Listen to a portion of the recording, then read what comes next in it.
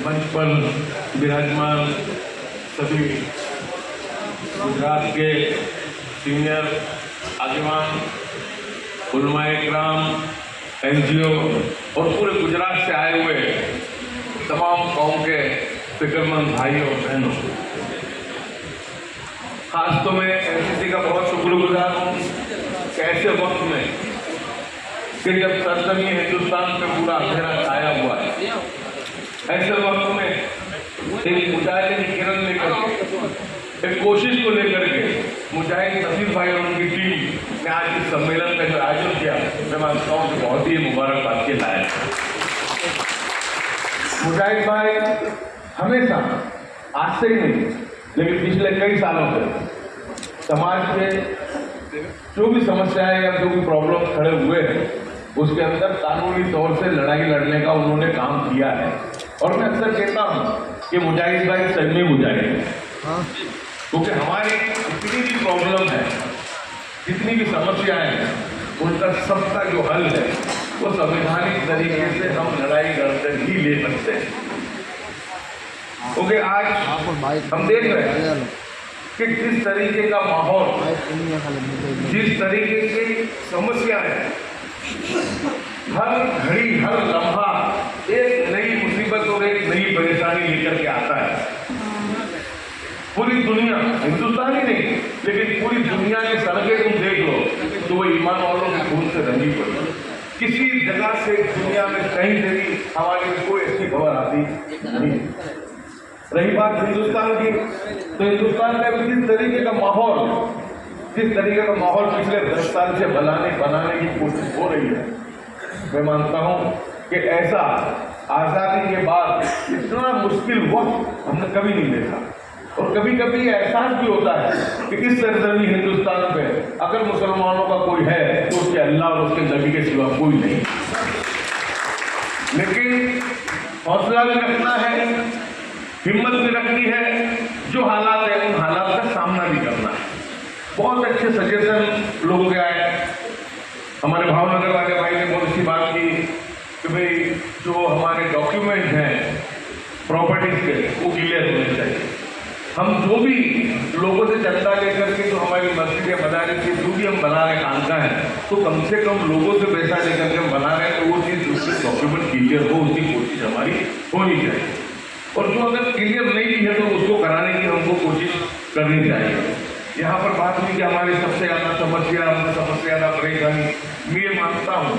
कि मुसलमानों की समस्या अगर सबसे बड़ी कोई समस्या है तो मुसलमान है, और उससे ज़्यादा अगर कोई जिम्मेदार है तो मुस्लिम नेतागिरी। कभी भी ऐसे माहौल में भी कि जब पूरी दुनिया हमारी खून की प्यासे बन के बैठी है, उस वक्त में भी हमारे यहाँ आज ये दूसरे के सामने जिस तरीके के बदनाम करना, मेरी बहन देना पे तो बहुत अच्छी बात की थी कि सोशल मीडिया आप लोगों के हाथ में ऐसा आ गया, इससे तुम अच्छी बातों को फैला सकते हो, इससे तुम अच्छे सजेशन भी दे सकते हो, लेकिन सिर्फ मुनाफिकत करने का और सिर्फ काम करने वालों को रोकने का, उनको डिस्टर्ब करने का काम किसको दिल नहीं जाते। दोस्तों कोई सलामत नहीं है, मैं ये मानता हूं कि हम कोई सलामत नहीं है। हर दिन हर लम्हा और हर सेकंड हमारे लिए एक नई मुसीबत लेके आ जाए। अगर हम अभी भी नहीं समझे,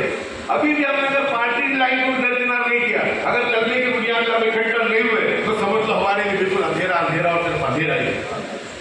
लेकिन अगर समझदारी के साथ हम लोग काम करते हैं, बहुत अच्छा ठहराव मुजाहिद नबी साहब ने रखा, जिसकी जरूरत थी और जिसकी मैं हमेशा हिमायत करता आया हूँ कि सिर्फ स्टेज पर बैठने वाले और किसी एक जगह सम्मेलन कर लेने से काम होने वाला नहीं है। हर जिले में और हर जिले हर तालुके के अंदर संगठन को बनाना पड़ेगा। हर जिले में हर तालुके में एक मुजाहिद नबी चाहिएगा, काम नहीं चलेगा। दोस्तों सबसे पहले अपना जो ईगो है, ईगो हर आदमी का कहना बस एक ही है कि इसका क्या आता है, इसका क्या आता है, किसका आता है उसको बता दो, उसको नेता बना दो।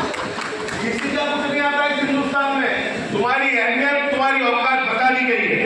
और अगर भी अभी नहीं समझे तुम, और अभी भी एक प्लेटफॉर्म पे आकर के तुम कम से कम इस पर नहीं लड़े, तो मैं मानता हूँ कि हमारा मुस्तकबिल बहुत अंधेरे से भरा है। दिन गए वो कि खादी के झप्पे पहन करके, स्टेजों को फूल आर पहन करके हम लोग हमारी नेतागिरी ठोकते थे। अब नेतागिरी ठोकने का टाइम नहीं है, अब संघर्ष का टाइम है। इंसाफ की लड़ाई लड़ने का टाइम है, हमने हमारी औलादों को बचाने का वक्त है। दोस्तों एक वक्त था कि हमारी कोई परेशानी होती थी, कोई प्रॉब्लम होती थी, तो हम देखते थे कि हमारे हिंदू समाज के भाई, हमारे एनजीओ रोड पे, ब्रिज पे, हर जगह एक मानव सागर बनाते थे, हमारी बात को करते थे। आज वो सिचुएशन ला के इन लोगों ने रख दिया 10 साल के अंदर कि जो सेक्युलर लोग थे, जो एनजीओ थे, जो सिविल सोसाइटी के लोग थे, आज बेचारे वो भी हमारी बात नहीं कर सकते, वो बात हमारी नहीं कर सकते। जो करते भी हैं तो वो दब के और छुप के और डर के करते हैं, यानी बिल्कुल तन्हा हमें छोड़ दिया गया है। तो हमें ऐसे जो सेक्युलर हमारे हिंदू भाई हैं, उनके साथ भी हमको ढूंढना पड़ेगा, उनके साथ कंधे से कंधा मिलाना पड़ेगा। मैं इस लड़ाई को हिंदू और मुस्लिम की लड़ाई मानता ही नहीं हूँ, मैं इस देश के संविधान की लड़ाई मानता हूँ। संविधान को बचाना है, इस देश के रूल ऑफ लॉ को बचाना है, इस देश के अंदर कानून का राज्य वापस से प्रस्तावित हो, उसकी लड़ाई हमको लड़नी है। और वो हम सेक्युलर हिंदू के साथ नहीं कर सकते अगर हम मजबूती के साथ खड़े रहेंगे। मैंने बीच में भी एक पत्र लिखा था और पत्र से मैंने ये निवेदन किया था कि जो हमारे उलमा-ए किराम है, हमारी जो बड़ी तंजीमें हैं जो दिल्ली में बैठी है, उनको तमाम को उलमा-ए किराम को भी तमाम को इकट्ठा होना चाहिए और सब तंजीमों को अपना जो भी है बाजू में दरकिनार करके समाज की लाइन पे सबको इकट्ठा होना चाहिए। मैंने देखा कि हम पॉलिटिकल लोगों में तो आपसी रणनीति है, आपसी खेलतान है, लेकिन वो पत्र लिखने के बाद और जब पत्र के तासुरात मेरे पास आए तो हर तंजीम, वो दुख के साथ कहता हूँ कि इतनी बड़े बड़े उलमाओं की तंजीम, उस तंजीम में से भी ये बातें आई कि इसको मत लो, इसको मत लो, इसको मत लो। यानी मैं ये समझता हूँ कि अब इसका क्या होगा। हर आदमी अपनी दुकान चलाने की फिराक में, किसी को ये नहीं है कि आप किसी तरीके से एक होकर के, इकट्ठा होकर के, साना बसाना, कंधे से कंधा मिला के हम लोग इस चीज का हम लोग मुकाबला करें।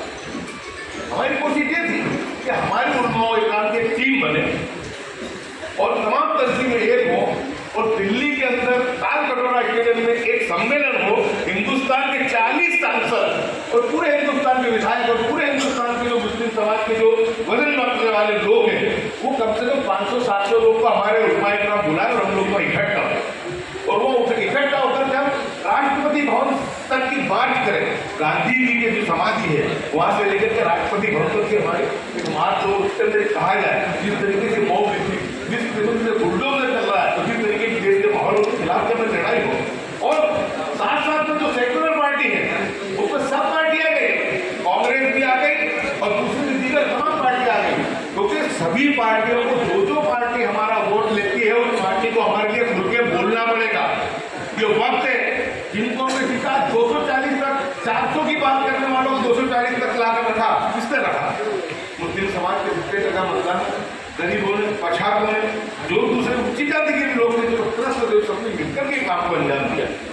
तो आज उनकी भी जिम्मेदारी है और खास करके इंडिया गठबंधन के लोगों की भी, कि इंडिया गठबंधन के लोगों को भी हमारे लिए खुल करके बात करनी पड़ेगी। तो आज जिस तरीके का माहौल है, जिस तरीके की सिचुएशन है, आप लोग के साथ एक होकर के हम नहीं चले तो कब होगा? फिर कम से कम पहले हमारे 40 सांसद जो है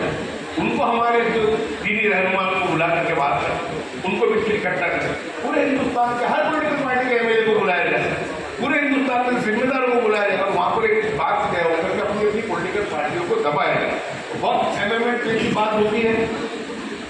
इसको रोकने का सिर्फ एक ही तरीका है, ये जब ही रुकेगा कि जब इंडिया गठबंधन के लोग पूरी ताकत से बाहर निकल के